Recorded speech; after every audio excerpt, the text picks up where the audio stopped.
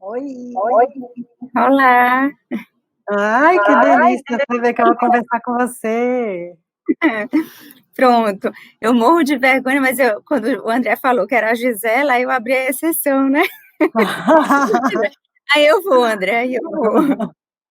E a gente teve essa sorte, né, de poder falar logo depois do Júnior e do Pancinha, então a gente já fica, assim, em casa, né.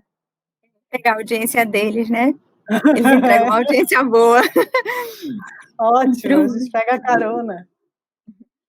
Gisela, é assim, o André me convidou para lhe apresentar, né, apresentar a sua fala de hoje. Na verdade, acho que você tem muito a nos ensinar, nos acrescentar, e eu queria abrir falando um pouquinho de você, né?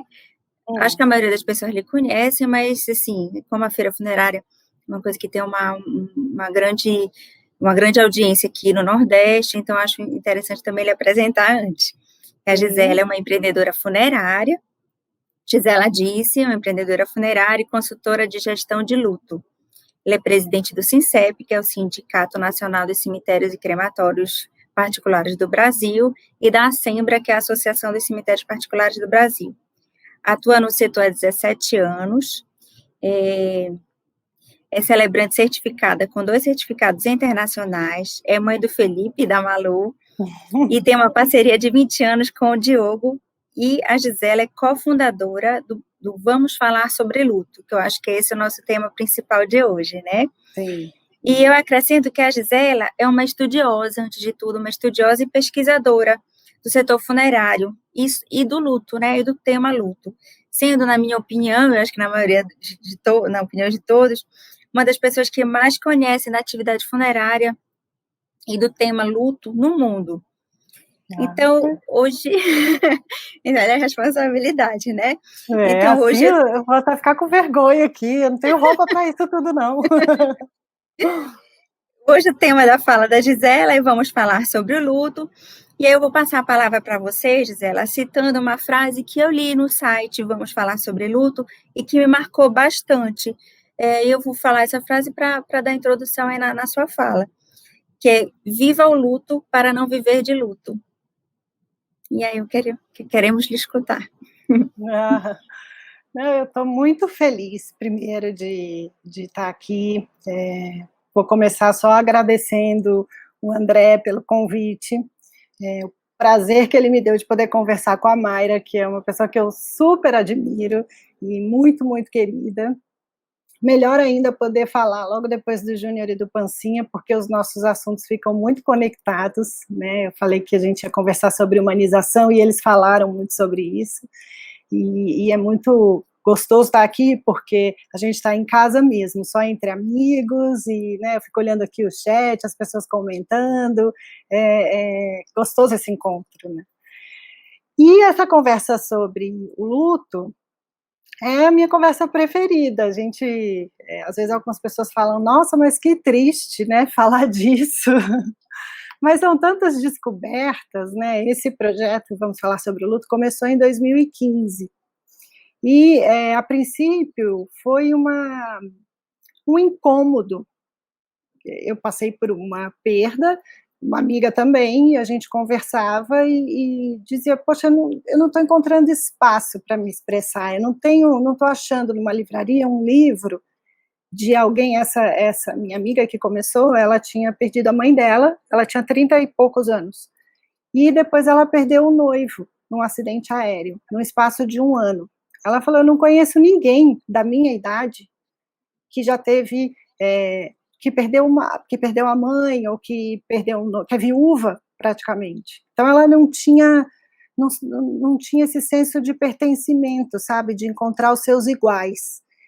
E a partir desse insight que a gente começou o projeto, mas sem ter a menor ideia do que fazer. A única coisa que a gente fez foi colocar uma página na internet, e ao longo dessa trajetória, desse caminho de pensar sobre o assunto, mais outras 5 se juntaram, porque também tinham vivido experiências e tinham passado pela mesma sensação de encontrar espaço. Então, sem ter muita ideia, a gente lançou uma página muito simples que só tinha essa pergunta: vamos falar sobre o luto? E sentamos e esperamos. E aí, 15 minutos depois que a gente lançou, veio a primeira história. Então, essa página tinha um formulário, uma pergunta, você preenchia lá o seu nome, o seu e-mail, e contava a sua história. Podia dizer o que quisesse, né? E veio a primeira história, depois de 15 minutos. E essa história era da Karina. Ela contava tudo que ela sentiu, que ela viveu, quando ela perdeu a avó. Mas o mais surpreendente foi que ela tinha perdido a avó dela há 15 anos. E quando ela termina, ela escreve assim: eu nunca contei essa história para ninguém. É a primeira vez que eu estou falando dos meus sentimentos e da minha vivência. Então, assim, nessa primeira história, a gente já entendeu que fazia muito sentido. E aí a gente começou a montar o projeto virou uma plataforma digital, é um site que tem histórias, que tem apoiadores, que tem rede de apoio, então psicólogos, clínicas, muitos cemitérios ou funerárias que oferecem grupo de apoio também. E aí faz essa rede digital, né? Eu consigo me ver nas histórias dos outros, eu acho apoio, eu acho inspiração. E um ponto que foi muito importante nesse projeto foi pensar no luto positivo, né? Então, o site, por exemplo, não é um site todo preto, cheio de fotos tristes, de pessoas chorando. Ter uma certa positividade sempre foi muito importante para a gente entendeu que isso faz muito sentido para quem está vivendo o luto também. Então, as cores são cores positivas, as imagens têm sempre uma certa esperança, e esse conjunto de bons textos, bons apoiadores e uma curadoria de imagens, de cores, tem ajudado muita gente. Quando a gente começou o projeto, a gente sempre dizia que nós não éramos especialistas, né, no sentido de nós não somos formadas em psicologia do luto, né, eu sou administradora, as minhas amigas são comunicadoras, vieram da publicidade, da área de comunicação. Mas com o tempo, e até uma psicóloga que eu gosto muito, que é a Gabriela Caselato, ela falou, especialista em luto não é quem estuda luto, é quem vive o luto. E eu acho que da gente ter lido tantas histórias, hoje são mais de 4.000 histórias que a gente já leu, e a gente sempre diz, são mais de 4.000 histórias de amor, porque em toda a história de um luto, tem muito amor. Esse foi o ponto-chave comum de todas as histórias. O luto é o preço que a gente paga por ter amado. Então, são histórias de amor, e que a gente pode se dizer hoje mais especialista por ter vivido junto com essas 4.000 pessoas essas histórias. Então, esse foi o início do projeto. E eu estou super feliz de poder falar sobre o projeto agora, porque a gente, depois de 5 anos, né, já estamos quase no final do ano, a gente começou em janeiro de 2016 a plataforma, a gente está indo para uma segunda fase. A gente vai mudar o nosso site, vai melhorar bastante a parte de rede de apoio. Então, falar com esse público de hoje da feira funerária também é a oportunidade de eu passar esse recado, né, que quem quiser fazer parte da rede de apoio do site, é só me procurar, entrar no site, tem os e-mails, tem os contatos, a gente vai melhorar bastante isso e tornar muito mais atrativo. E a gente sobrevive de apoio. Então, hoje, para mim, está sendo uma ótima oportunidade de pedir apoio também para o nosso projeto. Eu acho que é um projeto lindo, né, para ser apoiado e muito significativo para a gente que é do setor funerário, né, que a gente vive isso no nosso dia a dia, a necessidade que as pessoas têm de apoio nesse momento da perda. Agora, Gisela, eu gostaria que você falasse um pouquinho da atuação de vocês durante a pandemia, né? Porque a questão do luto, ela se extremou, né? Assim, acho que foram muitas famílias com lutos inesperados, às vezes mais de uma perda na família. Então, assim, eu acho que vocês tiveram que ampliar muito, né, a capacidade de vocês de atendimento, talvez a busca tenha sido muito maior. Você poderia falar um pouquinho para a gente como é que foi? Sim. Como é que está sendo, né, na verdade? Ainda continua, né? O que aconteceu, essa questão que aqui, né, nessa comunidade. A gente sabe o quanto foi dura, que foi a questão de sermos privados de poder fazer uma última cerimônia, de participar de um velório, de prestar as últimas homenagens.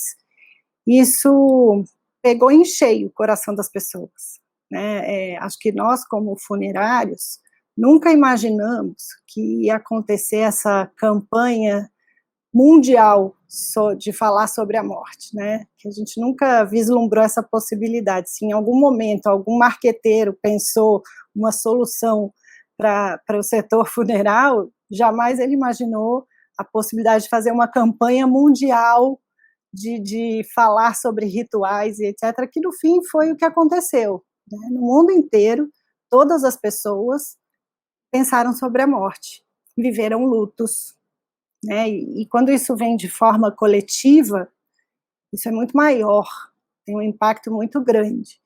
E a gente sentiu isso no site, a gente aumentou muito a procura. Eu estou pedindo apoio porque justamente a gente não tinha braço suficiente para dar conta de tantas histórias que chegaram, de tantos pedidos. Então, a nossa primeira ação no início da pandemia foi lançar uma cartilha, que é a cartilha dos novos rituais, dando algumas dicas de como reinventar e possibilitar essa rede de apoio, porque o velório, por exemplo, ele tem um papel fundamental no processo de luto, que é o da primeira rede de apoio que se forma. O momento do velório, a família está cercada de pessoas queridas, de apoio. Então, essa rede que se forma é muito fundamental para o que vem pela frente, né? O enlutado, ele não pode... eu arrisco dizer que ninguém sai de um luto sozinho. O enlutado precisa de apoio. Esse não sair sozinho pode ser contar com o ouvido de alguém, para poder se expressar e ter alguém ouvindo, pelo menos, né? Então, a rede de apoio é muito fundamental para tirar essa solidão do luto, que é dura também.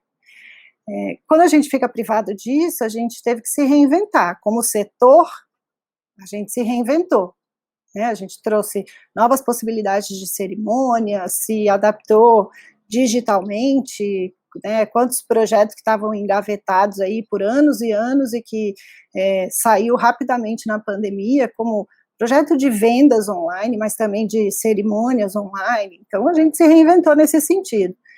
E a cartilha tem algumas soluções, então, algumas possibilidades. O que as pessoas podem fazer no momento de isolamento social? E um dos produtos que foi muito usado no site foram os cartões, porque com o isolamento, uma das coisas boas era poder ligar para a pessoa, né, o que trazia boas, que eu digo de trazer um pouquinho de acolhimento, ligar para a pessoa por vídeo. Você vê a cara da pessoa, pelo menos, né? Mas a gente não podia prestar as ajudas necessárias, porque todo mundo, cada um na sua casa. Então, o cartão do luto, que é a única linha de cartão no Brasil sobre esse tema, foi muito usada. Não, foi muito usada na pandemia, e a gente acabou de lançar, eu guardei para poder lançar aqui, a nova coleção de cartões, e que foi muito pensada em cima desse momento de isolamento social, de luto coletivo. Então, a gente deixou para fazer o lançamento oficial aqui na feira, da nova linha de cartões, com novas ilustrações, novas frases, e a linha de cartões também para o luto pet, para quem perdeu um animal de estimação. Então, tá linda, tá super bonita, eu vou colocar aqui um slide mostrando, mas esse foi um produto que cumpriu, que substituiu um abraço às vezes. Eu não podia estar com a pessoa, mas eu mandava um cartão que ia cheio de amor e que às vezes, muitas vezes, substituiu um abraço. E é um costume que, assim, as pessoas perderam um pouco, né, de mandar cartão, de escrever o cartão, então acho que agora foi um momento de retomar, né, e nada como você receber um cartão, né, escrito, né, dedicado a você. Eu acho que é realmente um costume que voltando vai só fazer as pessoas se aproximarem, né? E é um carinho, né? perdi não, um amigo muito próximo meu perdeu na semana passada a mãe, né? E eu conversando com ele, o que ele mais se queixou e que ele estava assim, mais triste era aquilo que ele não tinha conseguido realizar com a mãe. Ele queria ter ido com a mãe em Liverpool, e aí ele não foi junto, ela foi sozinha, ele foi sozinho, e eles queriam ter ido juntos. Então, assim, aí ele falou várias coisas assim, que assim, são coisas simples, mas que ele gostaria de ter feito junto com a mãe, que ele viu que ele poderia ter feito e não fez. E assim, eu acredito que o projeto de vocês também tem esse objetivo, né, de falar um pouquinho para as pessoas aproveitarem, enquanto têm os seus entes queridos próximos, para realizar aquilo que elas têm vontade de fazer junto, para demonstrar o amor que elas têm, né? Eu acho que tem esse objetivo também, né? Tem esse objetivo também, porque quando a gente começa, aquela conversa que aqui também nessa comunidade a gente está acostumado, né? Quando a gente sabe que falar de morte é falar de vida, e eu acho que o fato da gente trabalhar com isso, inevitavelmente nos humaniza, porque trabalhar com a morte dá um dado de humanidade muito forte, né? A gente entender que a tristeza e todos os sentimentos difíceis de uma perda, eles não são contrários à vida, né? Então, por exemplo, quando a gente fala que morte é tristeza, então significa que a vida é felicidade. Não, quando a gente entende que tristeza, angústia, solidão e luto fazem parte da vida, né? Essa história de o preço de ter amado alguém é um luto, porque é natural que a gente passe por muitas perdas. Aliás, tem uma estatística que fala de 18 perdas, né? Eu acabo sempre repetindo essa estatística. A gente vive isso no nosso dia a dia. A gente se confronta com a morte todos os dias nesse mercado. Então, acho que o melhor impacto disso é nos humanizar, né? Esse dado de humanidade de que a morte é real e existe, humaniza a gente, né? E aí, nessa plataforma, essa vontade de dizer que morte faz parte da vida e que, no fim das contas, a vida é soberana, ela se impõe e a gente sobrevive às perdas, foi uma vontade muito forte, né? A ideia do site não era de ficar contando só histórias românticas ou passar a ideia de que um luto pode ser uma coisa boa. Não, é muito ruim, é muito difícil, é das piores experiências da vida perder alguém. Mas a gente sobrevive, então a mensagem principal era dizer isso, a gente pode sobreviver. E ter esse conjunto de histórias inspiradoras, no sentido de dizer, é possível sobreviver, não existe um tempo certo, cada um vai reagir de um jeito, mas a gente passa por isso, né? Talvez novas perdas virão. Então, posso falar em propósito em cima disso, né? Esse é um grande propósito, de entregar essas gotas de esperança. E assim, para nós que trabalhamos, né, com o luto no dia a dia, assim, como é que qual é a sua mensagem, assim, para o setor, né? Porque, assim, a gente, a pessoa, as pessoas que nós atendemos, elas passam por essa trajetória e aí elas seguem a vida e tudo, e a gente todos os dias está, né, tá em contato com novas trajetórias, né, também de luto. E assim, como é que também a gente pode lidar, né, com essa questão? Eu acho que o momento que a gente está vivendo é um momento muito fundamental, um momento de uma escolha crucial. A gente pode seguir por um caminho de validar a situação da privação dos rituais, né, validar que, assim, não vai dar, esquece, passa rápido por isso, que eu acho que é um caminho da escolha errada, né? Ou a gente pode aproveitar esse momento e dizer claramente qual é a importância desses rituais, porque as pessoas estão sentindo, né, dos rituais, das homenagens, de encarar de frente o que está acontecendo, de se expressar, de acolher. O que a gente mais aprendeu nesse projeto é que luto não é uma doença, portanto não tem cura. Quando a gente fala em fim do luto, a gente não fala de cura do luto, a gente fala em elaboração. E o remédio, né, o caminho para a elaboração é expressão e acolhimento. E os cemitérios e as funerárias e os crematórios, os planos, têm um papel muito fundamental nesse processo. Acho que o dado é esse: 90% das pessoas morrem por adoecimento. Então a família já passou, é uma morte anunciada no sentido de ser pessoas idosas ou que estavam doentes. Esse é 90% dos casos. Então quando a gente fala, não tem como se preparar porque a gente não sabe quando vai acontecer, talvez não a data e a hora, mas a gente sabe que está próximo, né? Porque 90% dos casos é isso. Então quando a gente começa a falar, expressar e acolher, ou quando essas pessoas que estão hospitalizadas e enfermas falecem, a equipe médica sai de cena e toda a rede de apoio sai de cena, e aí essa família ficou sozinha, perdeu a pessoa querida, importante, e aí ela está sozinha, sem orientação, para chegar na gente. Então, enquanto estava no hospital, está ali todo mundo do hospital acolhendo. Né? O pulo do hospital para o mercado funerário não é uma ponte bonita, né, bem feita. Na maioria dos casos, a gente tem casos no Brasil de muito sucesso, como, por exemplo, a Viviane de Belo Horizonte, que tem um ótimo relacionamento com os hospitais e consegue trazer a família para cruzar essa ponte da melhor maneira possível. Mas, via de regra, não é uma ponte meio sinuosa, né, meio difícil de cruzar, e a família é muito sozinha. Se a gente se reinventar com o viés do acolhimento e da expressão, a gente ganha a oportunidade de exercer um papel fundamental e muito precioso no processo de elaboração do luto de uma família. E a gente se relaciona com essa família. Então, quem que ficou? Essa família que ficou vai visitar no cemitério, participou de um velório, continua se relacionando com a gente. Como é que a gente pode melhorar esse relacionamento no sentido de apoiar o processo de luto dessa família? Então, ter um atendimento humanizado? Sim, mas dá para ir muito além disso. Né? Dá para estabelecer esse diálogo, criar essa história, ressignificar os nossos símbolos.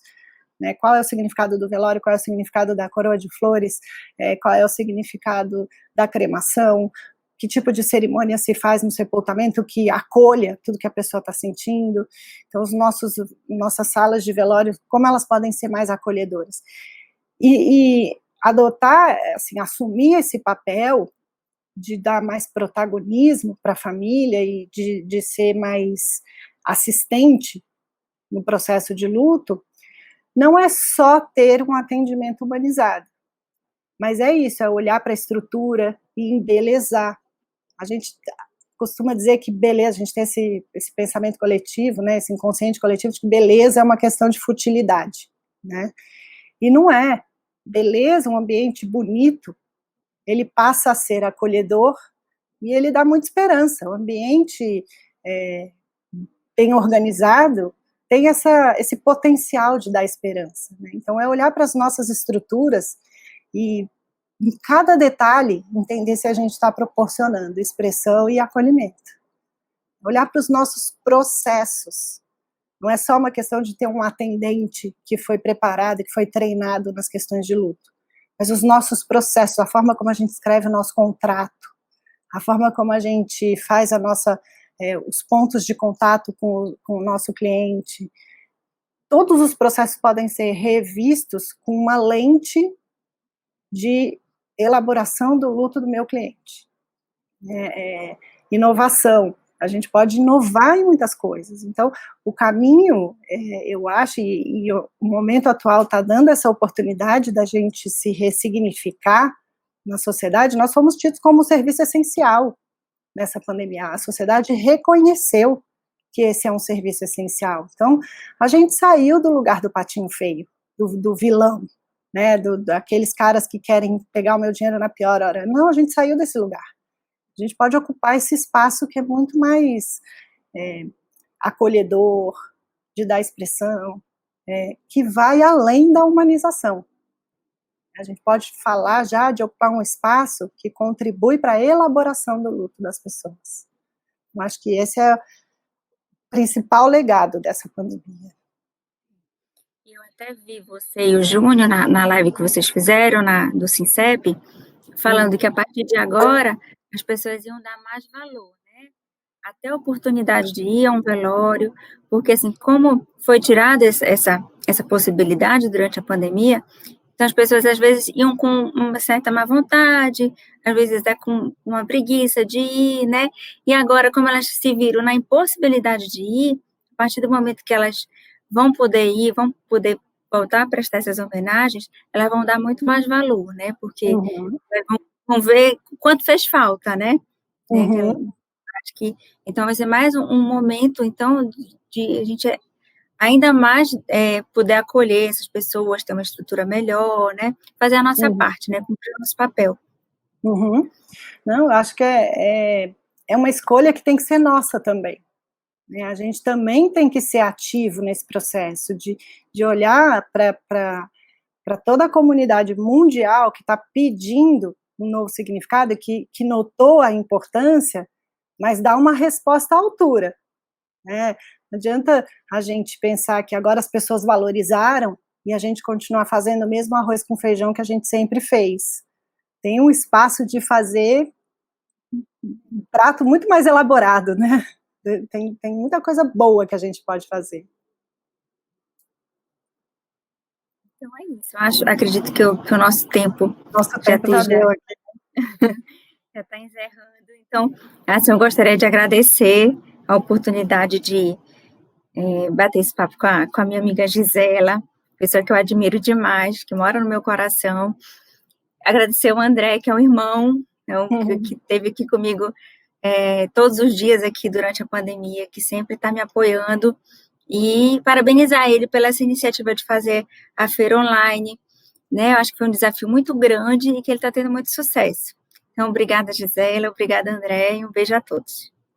Obrigada a você, Mayra. Um prazer enorme poder falar com você. E queria agradecer o André de novo também, porque ele foi guerreiro, bancou, e a gente está vendo sucesso.